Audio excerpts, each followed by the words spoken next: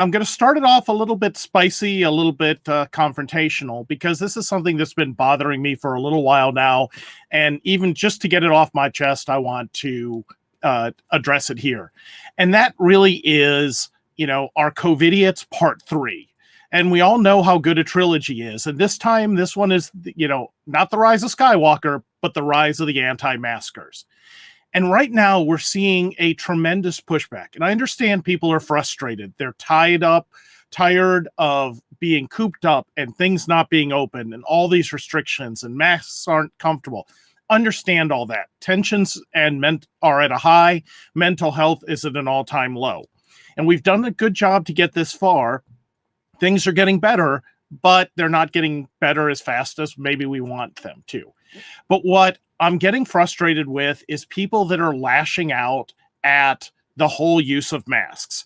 It's partially part of the conspiracy on one end, and others just saying, I'm vaccinated, I don't need it anymore.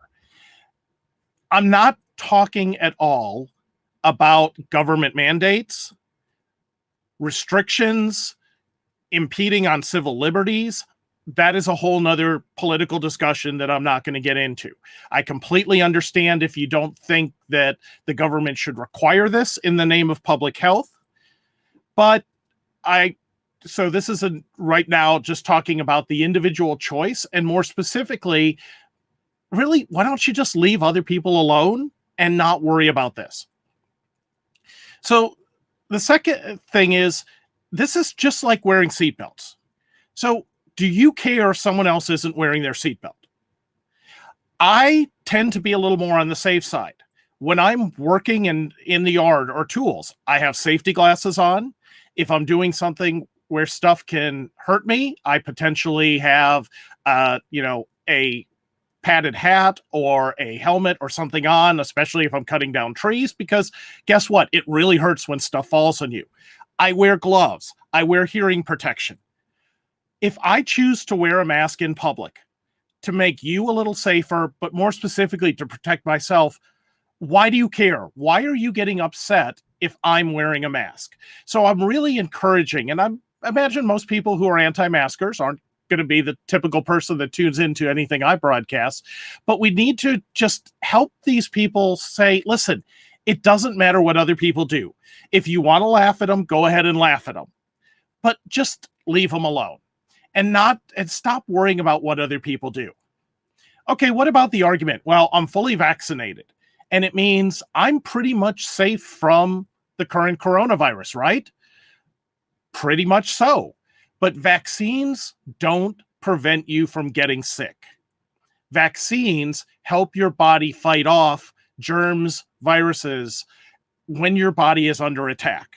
We are inhaling, breathing, swallowing millions of different germs every single day. And for the most part, our bodies are pretty good at fighting those off. But occasionally they are able to multiply, and some of them make us sick. Some of them, like E. coli in our digestive tract, multiply and actually keep us healthy. But if that E. coli gets into our bloodstream, then we get sick. So you can still get sick. You will still get infected. And the fewer people who are vaccinated, the more the virus continues to spread around, you're still going to get it. But luckily, if you've been vaccinated, your body should be able to fight it off so effectively that you never know. They're also finding that people who are fully vaccinated aren't spreading the virus to others. That's why the mask mandates and the mask recommendations are coming away. I'm fully vaccinated. I'm past my 2 weeks, which means even if I catch it going out to the store later and I'm sneezing and coughing on family members, it's very unlikely that I'm going to spread it. But there's still a chance I could get sick. There is a very, very small percentage of people who are still getting sick, and a few who are being hospitalized because of that. Maybe it's because of comorbidity, meaning they have other health problems, or maybe their immunity just wasn't as strong. We don't know. But compared to everybody who's getting it, really, the risks are so small of the vaccine, of getting sick later, it's absolutely worth getting, in my personal, not medical advice. But that's up to you, because I believe in individual responsibilities. So why should we still wear masks, and when should we still wear them? So the first thing is, it reduces the spread of germs. So one of the big things, and I see this a lot when I'm traveling to Hong Kong and Asia, and I was one of those people that kind of laughed at everybody on the subway who was wearing the masks. And it wasn't because they were wearing masks. I understand that when you slam millions of people into a small space, any virus, any disease can spread pretty quickly. What I was surprised at was so many people wore the little surgical masks, the nice little paper ones that go over, because those provide very limited protection for you.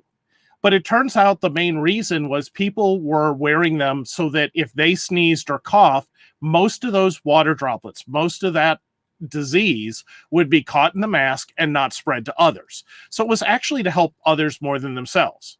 You have to wear a better mask, a multi-layer mask, potentially a N95 or N95 equivalent mask, a respirator. All of these things will protect you more if you're in a high-risk situation. And that's really when you need to decide, am I stopping in case I don't want to spread it to others? Then you can just wear anything, even a bandana that's going to stop some or most of your sneeze. But if you want to protect yourself, you need to wear a better mask, something that is fitted, something that does have layers to filter out most of that junk. Well, looking forward, let's say we get herd immunity and COVID-19 and its variants are largely under control. I never have to wear a mask again, right? We are going to always fight pandemics. Now that we have international travel, it is harder to contain bad diseases that get out. We have seen this time and time again. If you remember, a few years ago, we nearly had a global Ebola outbreak. Cases left where the origin site and started spreading in the world. Thankfully, they were able to identify and rapidly quarantine people. That's something we failed to do with COVID. The minute we saw it was getting out, we did not quarantine, we did not contact trace, so it spread everywhere quickly. And how fast something spreads and how deadly is also going to vary. Every fall, how many times do we catch the flu? Even though we get a flu vaccine, it protects us against most of the strains we expect. It helps us get over the new strains, but we always seem to get sick. Well, guess what didn't happen this year? When we had everybody who was following social distancing, washing and sanitizing appropriately, and wearing masks, did anyone get the flu? I didn't. Very, very few people got the flu because we were stopping the spread of germs. It works. Professional sports teams, one that I was talking to, shared a story where they before any of this started, had mask and sanitation protocols on their planes when they were traveling to matches, and it nearly eliminated common flu and other colds that the team normally suffered over the winter. Extremely effective for them, minor inconvenience for the players. We're going to see other diseases that are going to hit. SARS, H1N1, swine flu, bird flu, the norovirus that often plagues cruise ships, and as I mentioned, Ebola. All of these things, and horrifying ones we haven't even discovered yet, are eventually going to spread. And because of our high population and high transportation, eventually one of these could be a planet killer. Well, not a planet killer, but it could just take out humanity. Or it could take out enough humanity, and even just getting sick, it doesn't even have to be fatal, to disrupt our logistics enough that we then have widespread outages of power, food, clean water, because the people we rely on to distribute stuff are sick and can't transport, can't repair, can't get out there, can't pick the crops. And that's going to be a big issue. So what I'd encourage you to do, just like with anything, is base your behavior on risk. If you are going to a high-risk area, like you're going to a doctor's office, mask up. Why are people in the doctor's office? Most of them are sick. You know that the people you're sitting next to in the doctor's office are sick. Go ahead and mask up. And if you feel okay, you can unmask when you get back into one of the rooms, or for whatever they need to do, that's fine. But, try and limit your exposure a little there. I fully intend on wearing a mask at an airport. Why? Airports are like the petri dish of our transportation world. that and public transportation. There are so many people from so many different areas coming through. The chances that they're bringing something through and don't know it are pretty big. Don't believe me and want to look, watch an entertaining movie? Go to 12 Monkeys. Watch how they intentionally spread the virus in biowarfare. Look at Contagion, probably the most accurate. And fortunately, we never got to that level.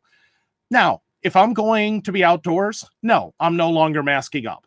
Am I still masking up when I'm at the grocery store? Depends on which grocery store I'm going to.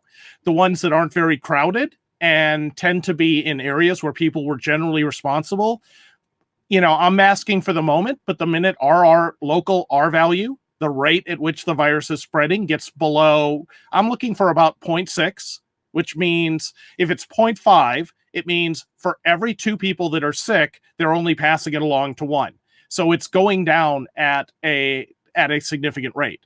A 1-to-1, an R1 value means for every person that's sick, they're passing it along to 1 other person, and the current rate of the virus is staying the same. I'm also looking at when we get above 60% vaccinated, fully vaccinated, ideally above 80, then yes, I'll probably go back to normal behaviors. But right now, I know there's enough people who aren't vaccinated, who aren't masking, who aren't taking precautions, and that we're still spreading it around. So plan what you think is acceptable risk. Look at the numbers, the R value, not the number of new cases, because that, not the total number. All of that is very subject. It's about how fast this is spreading. And, Steve Jones brings up, a lot of people are worried about their civil liberties. They're worried about their personal rights being infringed. And instead of fighting that or opposing that, they are opposing the safety measures. So imagine everybody, a national campaign of, we're not going to submit to government interference, so we're going to stop wearing our seatbelts. Really? The seatbelt is there to protect you. So think about it. I encourage and talk to some of the anti-maskers, and don't fight them about wearing a mask. Let them not wear a mask. They can do whatever they want.